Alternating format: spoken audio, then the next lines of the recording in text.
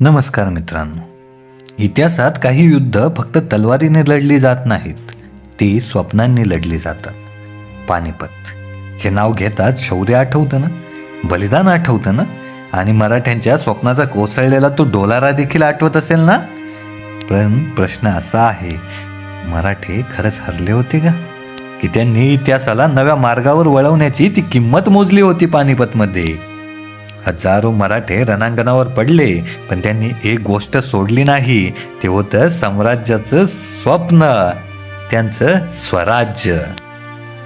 आज आपण ऐकणार आहोत फक्त युद्धाची कथा नाही, आपण ऐकणार आहोत ती माणसांच्या आशांची, आईंच्या अश्रूंची आणि मराठ्यांच्या न झुकणाऱ्या आत्म्याची कथा. ही आहे पानिपतची कथा. मी तुम्हाला एक गोष्ट नक्की सांगतो, ही कथा संपल्यावर तुम्हाला पराभवाचा खरा अर्थ समजेल आणि तुम्ही पराभवालाही नव्या नजरेने बघायला लागाल. शब्द आहे माझा.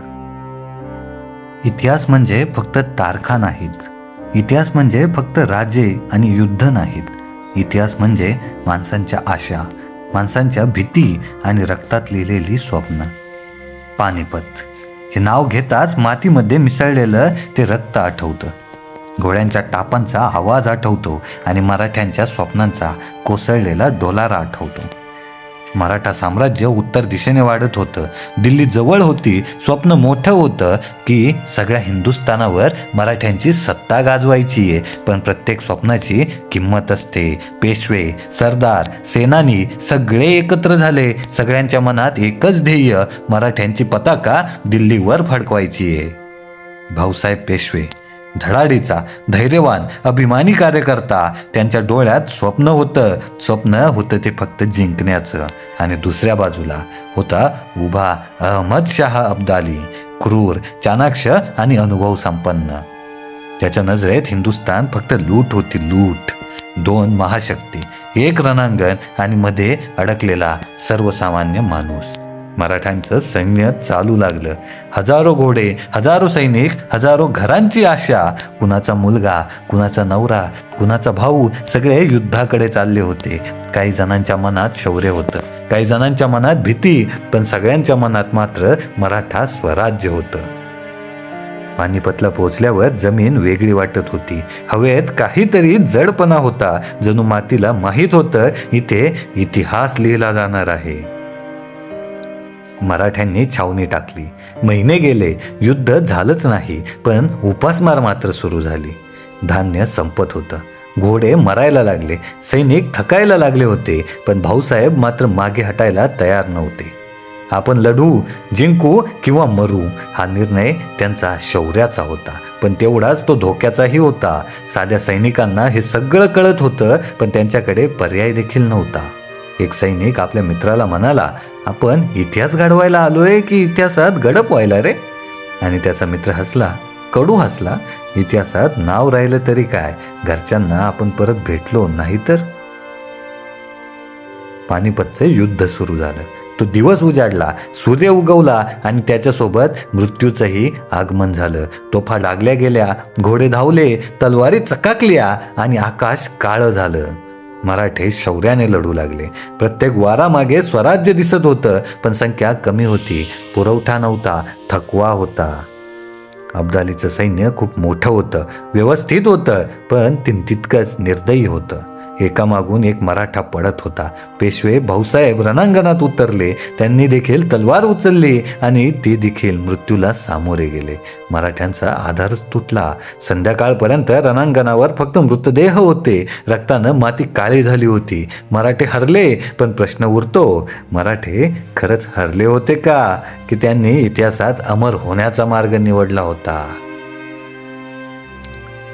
मित्रांनो, आता रणांगण शांत झालं होतं, पण ती शांतता शांततेसारखी नव्हती. ती मृत्यूची शांतता होती. जिथे थोड्या वेळापूर्वी हजारो घोड्यांचे टाप होते, तिथे आता फक्त कावळ्यांचं ओरडणं होतं. माती अजूनही उबदार वाटत होती, रक्त अजूनही सांडत होतं. मराठ्यांचे उरलेले काही सैनिक हळूहळू उठत होते. कोणी आपल्या मित्राला शोधतंय, कोणी आपल्या भावाला शोधतंय, तर कोणी आपल्या मुलाला शोधतंय.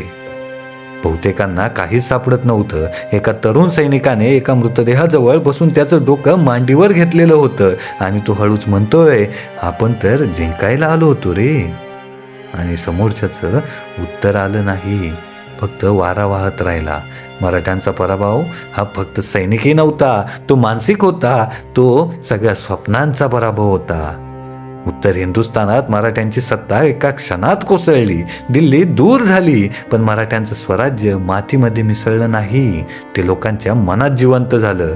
पेशवे कार्यालयात सगळी बातमी पोहोचली, पुण्यात शोककळा पसरली, सगळ्या स्त्रिया रडू लागल्या, वृद्ध स्तब्ध झाले होते, मुले काहीच न बोलता बसली होती. भाऊसाहेब गेले होते, हजारो सरदार गेले होते, पण पेशवे म्हणाले मराठा संपलेला नाही, आणि हा वाक्य रक्तातून आलेला होता. मातांच्या डोळ्यातून अश्रू वाहत होते, पण त्या आपल्या मुलांना म्हणत होत्या, मराठा कधीच हार मानत नाही. आणि हीच तर मराठ्यांची खरी ताकद होती. अब्दाली जिंकला, लूट केली आणि परत गेला. तो गेला, पण मराठे मात्र उरून राहिले, जखमी, तुटलेले पण जिवंत. हळूहळू मराठ्यांनी स्वतःला सावरलं, नवे सरदार उभे राहिले, नवी पिढी तयार झाली. पानिपत हा फक्त पराभव नव्हता, तो एक धडा होता. अभिमानाचं काय होतं, घाईचं काय होतं आणि फुटीचं काय होतं, मराठ्यांनी ते शिकून घेतलं. स्वराज्य पुन्हा उभं राहिलं. कदाचित पूर्वीसारखं नव्हतं, पण अजूनही जिवंत नक्कीच होतं. इतिहासाने एक गोष्ट सिद्ध केली, साम्राज्य पडतात पण लोक पडत नाहीत. मराठ्यांची तलवार तुटली होती, पण मराठ्यांचा आत्मा तुटलेला नव्हता. मराठ्यांच्या पराभवानंतर सगळ्यात मोठा शत्रू बाहेरचा नव्हता, तो बनला होता तो आतला. हताशा, दोषारोप आणि एकमेकांमध्ये पडणारी फूट. काही सरदार एकमेकांवर आरोप करत होते, तुमच्या चुकीमुळे हरलो, अरे तुम्ही साथ नाही दिली म्हणून हरलो. पण रणांगणावर पडलेल्या हजारो माणसांना या आरोपांचा काहीही उपयोग नव्हता. पेशव्यांनी सगळ्यांना एकत्र बोलावलं.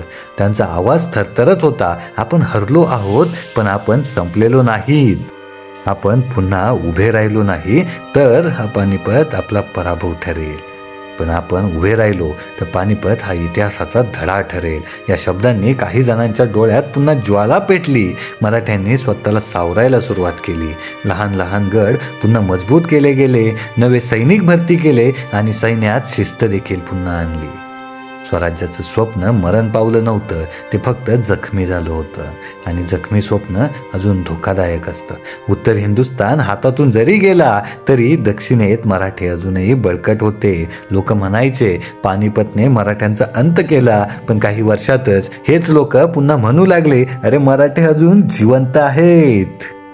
इतिहास कधी सरळ रेषेत चालत नाही, तो वळण घेतो, तो लोकांची परीक्षा घेतो. मराठे त्या परीक्षेतून जात होते. एका वृद्ध सैनिकाने एका तरुणाला सांगितलं, आपण हरलो पण आपण लढलो, आणि लढणारा कधीच संपत नाही. हा विचार नव्या पिढीच्या मनात रुजत गेला. पानिपतची गोष्ट फक्त दुःखाची राहिली नाही, ती चेतावणी बनली, ती प्रेरणा बनली. आणि मराठ्यांना कळलं, फक्त तलवार पुरेशी नाही, आता एकजूटही लागेल. भविष्यात तेच त्यांच्या ताकदीचं कारण ठरलं. हळूहळू काळ पुढे सरकला. पानिपत मागे राहिलं पण विस्मरणात गेलं नाही. प्रत्येक मराठा घरात कोणी ना कोणी पानिपतशी जोडलेला आहे. कुणाचा वडील परत आलेला नाही, कुणाचा भाऊ परत आलेला नाही, तर कुणाचा मुलगा परत आलेला नाही. पण तरीही त्या घरातून शाप निघाले नाहीत. तिथून निघाल्या त्या शपथा, पुन्हा एकत्र होण्याच्या आणि बोलण्याच्या. मराठा कधीच मान झुकवणार नाही. हीच शपथ पिढ्यानपिढ्या चालत राहिली. पेशव्यांनी प्रशासन पुन्हा मजबूत केलं, कर व्यवस्था सुधारली, सैन्य पुन्हा उभं झालं. मराठा साम्राज्य हळूहळू पुन्हा उभं राहू लागलं. पूर्वीसारखं तेजस्वी नक्कीच नव्हतं, पण आता टिकाऊ जास्त होतं. पानिपतने मराठ्यांना अहंकारापासून मुक्त केलं. आता ते जास्त सावध झाले, जास्त व्यवहार्य झाले, शौर्याबरोबर बुद्धी वापरायला लागले. हेच त्यांचं खऱ्या अर्थानं पुनर्जन्म होता. एका वृद्ध सरदाराने म्हटलं, आपण पानिपत विसरणार नाही, पण पानिपतामध्ये अडकूनही राहणार नाही. हा विचार मराठ्यांच्या नवीन वाटचालीचा पाया ठरला.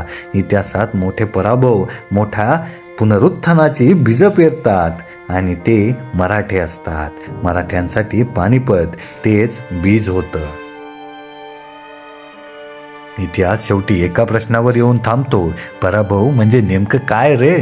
रणांगणावर पडणं म्हणजे पराभव का, की आत्मा सोडणं म्हणजे पराभव? मराठे रणांगणावर पडले, पण त्यांनी आत्मा सोडलाच नाही. म्हणूनच पानिपत हा मराठ्यांचा अंत नाही ठरला, तो त्यांची कसोटी ठरला. काळाच्या प्रवाहात साम्राज्य येतात, साम्राज्य जातात, पण काही गोष्टी टिकून राहतात. ते म्हणजे धैर्य, संघर्ष आणि स्मृती. मराठ्यांची खरी संपत्ती त्यांचं राज्य नव्हतं, ती त्यांची जिद्द होती. पानिपतच्या मातीमध्ये फक्त रक्त नाही, तिथे मराठ्यांचं स्वप्नही आहे, आणि ते स्वप्न अजूनही तिथे श्वास घेतंय. आज आपण इतिहास वाचतो तो फक्त पुस्तकांमधून, कथांमधून, पण त्या इतिहासामागे खऱ्या माणसांची आयुष्य आहेत, आईंचे अश्रू आहेत, कित्येक बायका विधवा झालेल्या आहेत, आणि त्याच ठिकाणी कित्येक मुले पोरकी झाली होती, पण तरीही आज समाजाने हार मानली नाही. हीच कादंबरीची खरी गोष्ट आहे. ही कथा युद्धाची नाही, ही कथा पराभवाचीही नाही, ही कथा आहे पुन्हा उभं राहण्याची. जर तुम्ही हे ऐकत असाल आणि आयुष्यात कुठेतरी तुम्हाला हरल्यासारखं वाटत असेल, तर पानिपत आठवा. पराभव हा अंतिम नसतो, तो तर फक्त सुरुवात असते. मराठ्यांसाठीही तसंच झालं आणि तुमच्यासाठीही होऊ शकतं. मराठा इतिहास हा भूतकाळ नाही, तो जिवंत वर्तमान आहे. तो तुमच्या, आमच्या सगळ्यांच्या मनात आजही जिवंत आहे. तो आपल्याला सांगतो, हार मानू नका, कारण लढणारा माणूस कधीच संपत नाही. आता माझेही शब्द कमी पडतायत, कारण पानिपत हे फक्त एक युद्ध नव्हतं, तो एक आरसा होता. मराठ्यांनी त्या आरशात पाहिलं ते स्वतःचं खरं रूप, अभिमानाचं, शौर्याचं आणि माणुसकीचं. पानिपतने मराठ्यांना मोडलं नाही, पानिपतने मराठ्यांना ओळख करून दिली, ती त्यांच्या स्वतःशी. रणांगणावर पडलेले ते हजारो मृतदेह फक्त सैनिक नव्हते, ते स्वप्नवाहक होते. प्रत्येकाच्या हृदयात स्वप्नांचं, साम्राज्याचं एक जिवंत स्वप्न धडधडत होतं, आणि ते स्वप्न पडलं, पण तरी ते मेलं नाही, कारण स्वप्न तलवारीने कधीच मरत नाहीत, ती माणसांच्या मनात जिवंत राहतात. मराठ्यांनी आपलं राज्य गमावलं, पण त्यांनी आपली ओळख गमावली नाही, आपली ओळख टिकली, आणि म्हणूनच इतिहास पुन्हा घडला. आज आपण पानिपतला पराभव म्हणतो, पण भविष्यात कदाचित कोणीतरी म्हणेल हा मराठ्यांच्या नव्या प्रवासाचा सुरुवातीचा पहिला टप्पा होता, कारण त्या राखेतूनच नवीन ज्वाला पेटली. मित्रांनो, ही कादंबरी तुम्हाला सांगते, पराभव हा अंतिम नसतो, तो प्रश्न असतो, आणि प्रश्न विचारणारा समाज कधीच संपत नाही. जर तुम्ही हे ऐकत असाल आणि आयुष्यात कुठेतरी तुम्हाला थकल्यासारखं वाटत असेल, तर एकच लक्षात ठेवा, मराठी पडले, पण ते पुन्हा उठले, आणि उठणं हे सगळं खरंच शौर्य आहे.